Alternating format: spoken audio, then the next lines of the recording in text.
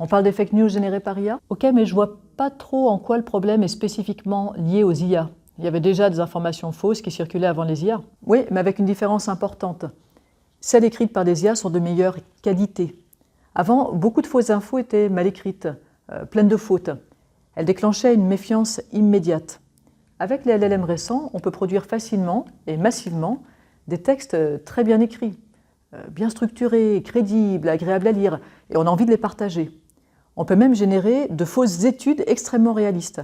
Alors, ça a été testé avec un faux article médical, et la fraude n'était visible que par des experts qui regardaient attentivement. Par ailleurs, les fake news générées avec IA circulent mieux parce qu'elles viennent avec des explications fausses, mais cohérentes. On l'a déjà dit, l'humain a un besoin d'explications. Des expériences montrent qu'un texte explicatif plausible peut convaincre, même quand il est assez visiblement incorrect. Du coup, c'est doublement incorrect. Les faits sont faux et les explications sont bidons. Mais ces explications bidons renforcent la croyance dans les faits. C'est ça. Et comme les IA sont très bonnes pour donner des explications bidons, ça marche très bien. Plusieurs études montrent que les fake news générées par IA sont plus virales que celles produites par des humains. Tu peux me montrer un exemple? Par exemple, cette information. Elle est bien écrite, elle est longue, cohérente, mais fausse. Oui. Oui, si on en croit l'internaute. Tu marques un point important, on ne sait plus à qui faire confiance. C'est un des risques majeurs avec ces fake news, de se mettre à douter de tout. On sait pourquoi les gens publient des fausses nouvelles de ce genre? Bien sûr, les fake news servent parfois des intérêts politiques pour biaiser l'opinion, passer un message ou élargir la fenêtre d'Overton. C'est quoi? La fenêtre d'Overton, c'est l'ensemble des idées politiquement acceptables à un moment donné.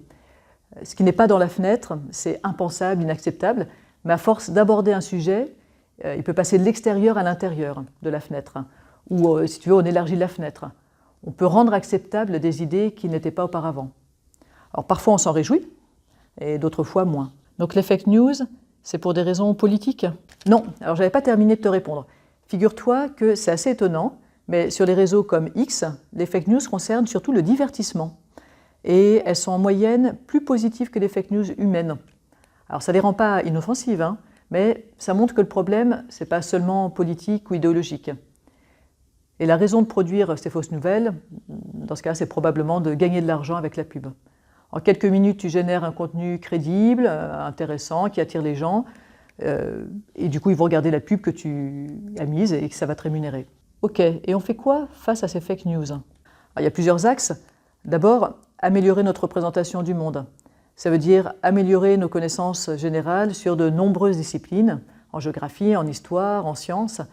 Ça permet d'être prudent quand on voit quelque chose de bizarre. Et d'appliquer la maxime, plus une information est extraordinaire, plus elle nécessite des preuves extraordinaires. Exactement. Ensuite, améliorer nos compétences informationnelles, et notamment faire de la lecture latérale. C'est-à-dire qu'on ne lit pas le contenu, mais qu'on regarde les à côté. Ah, exactement. On se renseigne sur le média qui transmet l'info. De quand date-t-il? Est-ce qu'il a une ligne éditoriale? Est-ce qu'il a des conflits d'intérêts?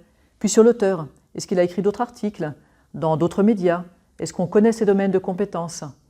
Puis sur la qualité formelle de l'article. Est-ce que les sources sont indiquées? Est-ce que c'est daté? Prendre l'habitude de retrouver les sources, de croiser l'info.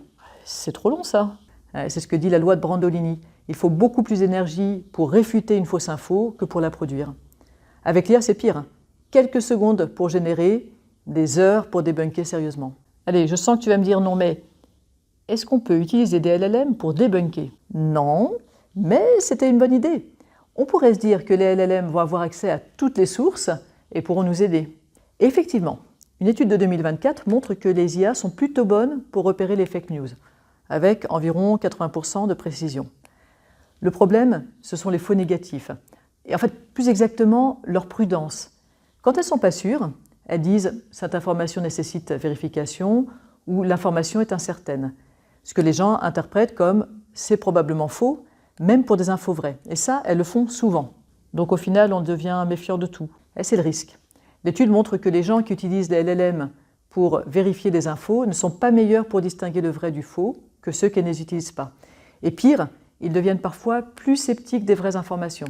Mais s'il y a donné un pourcentage, genre 80% de chances que ce soit vrai, ça aiderait? L'étude suggère que oui, ça aiderait les gens à mieux gérer l'incertitude. Mais les LLM grand public ne font pas ça naturellement, pour l'instant en tout cas. Donc On ne peut pas débunker nous-mêmes, la loi de Brandolini nous dit que ce serait trop long, et on ne peut pas passer par des LLM pour nous aider. Mais on n'a pas tous des heures à consacrer au debunk. On est foutu. Il y a en fait un conseil sans doute plus utile que les autres, s'en remettre à des médias de confiance, avec des journalistes qui jouent un rôle de gatekeeper, information prudente, hiérarchisée. En fait, c'est leur métier. Parfois, ils se tromperont, mais c'est plutôt un bon pari de leur faire confiance. C'est un peu triste. Ça veut dire qu'on n'aura plus accès à des voix plus originales, moins grand public. C'est en effet un problème. Mais l'Internet 2.0, où tout le monde pouvait s'exprimer, c'est devenu un peu une décharge où les sites générés par IA deviennent plus nombreux que les vrais sites. D'ailleurs, il y a du vocabulaire qui a été créé pour décrire ça. Tu as peut-être entendu parler de merdification d'Internet ou de slop, une explosion de contenus produits automatiquement de faible valeur informationnelle ou fausses. Oui, je m'en rends compte, je tombe souvent sur des sites qui se ressemblent tous un peu entre eux et qui sentent le généré par IA. C'est très difficile de mesurer quelle part de généré par IA a envahi le web, mais 2 études récentes donnent des ordres de grandeur concordants. Graphite a analysé 65 000 articles publiés entre 2020 et 2025. Environ 50% des nouveaux articles sont maintenant générés majoritairement avec de l'IA. Dans une autre étude, on a regardé 900 000 nouvelles pages web et on trouve que 74% ont du contenu IA. Et c'est pareil sur les contenus proposés sur les réseaux sociaux. Aïe! Mais en fait, tout ce contenu IA n'est pas forcément visible. C'est mal classé par les moteurs de recherche, donc on ne tombe pas trop dessus en principe. Par exemple, sur Google, seulement 14% des résultats bien placés sont générés par IA. En fait, il y a une différence entre ce qui est publié et puis ce qui est vu. Donc, on publie massivement du contenu IA que personne ne lit. On dirait, oui, ça pollue le web sans forcément être utile. Mais les études montrent que ça commence à stagner, probablement parce que les gens réalisent que ça ne marche pas bien pour le référencement. Pour l'instant, heureusement, je trouve que c'est assez reconnaissable. Il y a peut-être une illusion là. Tu repères les sites faits par IA mal faits. Les bons, par définition, tu ne les repères pas. En fait, il convient d'être vraiment prudent parce que ça touche même Wikipédia, par exemple. Quoi? Wikipédia n'est plus fiable? Wikipédia reste globalement très fiable. Mais attention aux nuances. Une étude de 2024 estime qu'environ 5% des articles Wikipédia contiennent du contenu généré par IA contre 1% avant ChatGPT. Contenu IA, ça veut forcément dire faux? Non, pas forcément, mais ça veut dire que c'est peut-être pas vérifié par un humain et donc potentiellement problématique. Alors, Wikipédia a des règles très strictes contre le contenu IA non vérifié, et c'est traqué. Mais sur des millions d'articles, certains passent entre les mailles. D'où l'augmentation de 1% à 5%. Sur les articles très consultés, en politique, en sciences, en histoire, sur des événements majeurs, il y a beaucoup de contributeurs actifs qui vérifient et qui corrigent rapidement. C'est sur les articles moins surveillés, les sujets de niche, que le risque est plus élevé. Du contenu IA peut rester plus longtemps sans vérification approfondie. Par exemple, un article sur les chevaliers paysans de l'an 1000 au lac de Paladru, ça pourrait contenir du contenu IA non vérifié. Mais par contre, l'article sur la Seconde Guerre mondiale, avec des milliers d'éditeurs actifs, là je suis tranquille. C'est ça. Donc prends l'habitude de vérifier les sources en bas de la page et la date de la dernière modification. Et si c'est un article très court sur un sujet peu connu, sois prudente. Et pour les images, pour les vidéos, les deepfakes sont devenus quasi indétectables. Tu peux voir le président d'un pays dire quelque chose qu'il n'a jamais dit avec sa voix, ses gestes. Comment on fait? Comme pour les textes. On améliore nos connaissances sur le monde, sur la géopolitique, pour sentir quand quelque chose cloche, et on fait de la lecture latérale. D'où vient la vidéo? Est-ce qu'elle est reprise par des médias fiables? Et on se méfie des contenus trop scandaleux. À nouveau, c'est long. Finalement, on n'a pas tellement d'autres solutions que ce que tu disais, s'en remettre à des médias de confiance.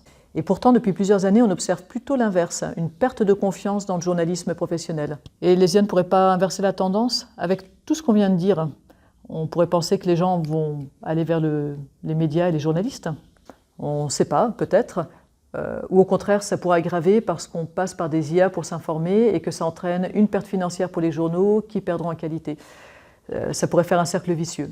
Alors c'est sûr que si on ne fait plus confiance aux journalistes et qu'on croit n'importe quoi sur le monde, ça pourrait expliquer pourquoi ils ne se portent pas très bien en ce moment. Ça pourrait être une explication, oui, mais tu te rappelles, hein? Oui, c'est pas parce qu'une explication marche que c'est la bonne. Exactement. Et puis les choses sont rarement monocausales. Mais ça me semble raisonnable de penser qu'effectivement, la perte de confiance dans les médias est en tout cas un facteur parmi d'autres. C'est ta conclusion? Oui, on peut s'arrêter là.